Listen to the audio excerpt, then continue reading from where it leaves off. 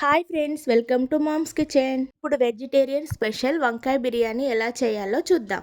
చాలా టేస్టీగా ఉంటుంది అండ్ చాలా సింపుల్గా కూడా అయిపోతుంది. ఎలా చేయాలో చూద్దాం. ఇప్పుడు బిర్యానీ కోసం హాఫ్ కేజీ గుత్తి వంకాయలు తీసుకున్నాను. వీటిని శుభ్రంగా కడుక్కొని వాటర్లో వేసుకొని ఒక స్పూన్ సాల్ట్ వేసుకొని వీడియోలో చూపిస్తున్న విధంగా కట్ చేసి పెట్టుకోవాలి.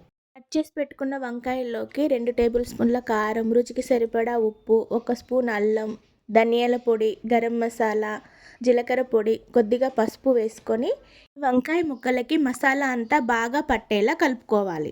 ఇప్పుడు ఇందులోకి 1 కప్పు పెరుగుని యాడ్ చేసుకొని బాగా కలుపుకొని మూత పెట్టి ఒక 10 నిమిషాలు పక్కన పెట్టుకోవాలి. స్టవ్ ఆన్ చేసుకొని ఇప్పుడు ఒక గిన్నె పెట్టుకొని అందులో 1 table spoon oil, 1 table spoon నెయ్యి వేసుకోవాలి. ఆయిల్ హీట్ అయిన తర్వాత హోల్ గరం మసాలా వేసుకోవాలి. 1 కప్పు కట్ చేసి పెట్టుకున్న ఆనియన్స్ కూడా వేసుకొని రంగు మారేంత వరకు వేయించుకోవాలి. ఆనియన్స్ గోల్డెన్ బ్రౌన్ కలర్కి వచ్చిన తర్వాత ముందుగా మ్యారినేట్ చేసి పెట్టుకున్న వంకాయలను కూడా వేసుకొని ఒకసారి కలుపుకొని మూత పెట్టి ఒక 10 నిమిషాలు ఉడికించుకోవాలి. వంకాయలు ఉడికిపోయి ఆయిల్ పైకి తేలిన తర్వాత స్టవ్ ఆఫ్ చేసుకొని పక్కన పెట్టుకోవాలి.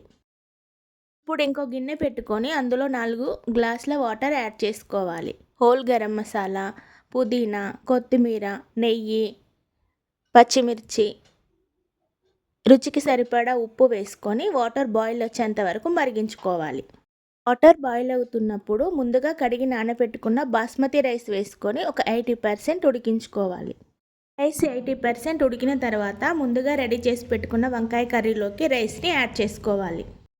రైస్ మీద నుంచి 1 టేబుల్ స్పూన్ నెయ్యి వేసుకోవాలి. కొత్తిమీర కూడా వేసుకొని మూత పెట్టుకొని ఒక 10 నిమిషాలు దమ్ చేసుకోవాలి.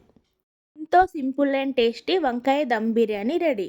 వంకాయలతో ఇలా వంకాయ బిర్యానీ చేసుకొని చూడండి, టేస్ట్ చాలా బాగుంటుంది. Thanks for watching.